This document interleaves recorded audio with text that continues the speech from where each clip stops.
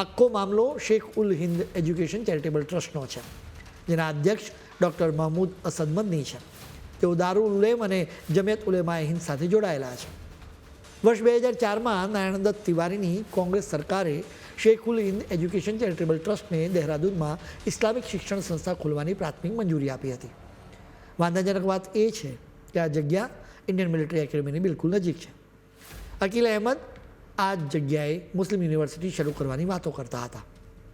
એ સમયની કોંગ્રેસની સરકારની મહેરબાનીથી આ ટ્રસ્ટે મુસ્લિમ યુનિવર્સિટીના નામે હિન્દુ ખેડૂતો પાસેથી 20 એકર જમીન છીનવી લીધી. એટલું જ નહીં, ગ્રામ સમાજ અને વન વિભાગની સરકારી જમીન પર પણ કબજો કરી લીધો. મુસ્લિમ યુનિવર્સિટી શરૂ કરવાના પ્રયત્નો વિશે ઇન્ડિયન મિલિટરી એકેડમીને ખબર પડી, એટલે ઉત્તરાખંડની એ સમયની નારાયણ દત્ત તિવારીની કોંગ્રેસ સરકાર સામે એકેડમીએ વાંધો ઉઠાવ્યો, જેના પછી અનેક મહિનાઓ સુધી આ પ્લાન અટકી ગયો. કોંગ્રેસ સરકાર પછી BC ખંડુરીની આગેવાનીમાં BJPની સરકાર રચાઈ, એટલે મુસ્લિમ યુનિવર્સિટીનો મામલો ઠંડો પડી ગયો. એ પછી હરીશ રાવતની આગેવાનીમાં કોંગ્રેસની સરકાર ફરી આવી.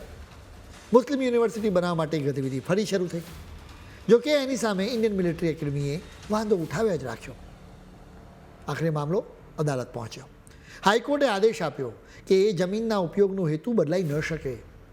અર્થ એ છે કે એ ખેતીલાયક જમીન હતી, એટલે ત્યાં ખેતી જ થઈ શકે. હવે થોડાક દિવસ પહેલાં જ સામે આવ્યું કે શેખ ઉલ હિન્દ એજ્યુકેશન ચેરિટેબલ ટ્રસ્ટ એ જગ્યાએ મુસલમાનોની વસાહત ઊભી કરવા માંગે છે. અત્યાર સુધીમાં પાવર ઓફ એટર્ની દ્વારા અનેક મુસલમાનોને જમીન વેચવામાં આવી ચૂકી છે.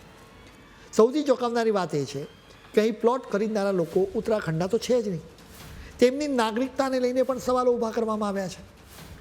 ઉત્તરાખંડના મુખ્યમંત્રી પુષ્કરસિંહ ધામી હવે મેદાને આવ્યા છે. તેમણે આ જમીનના ખરીદ વેચાણ પર તાત્કાલિક અસરથી પ્રતિબંધ મૂકી દીધો છે. આ આખા પ્રકરણની ઊંડી તપાસ કરવા માટે મસૂરી દહેરાદૂન ડેવલપમેન્ટ ઓથોરિટીને કડક આદેશો આપી દેવાયા છે. રાજ્ય સરકારે આ જમીન અત્યારે પોતાના નિયંત્રણમાં પણ લઈ લીધી છે.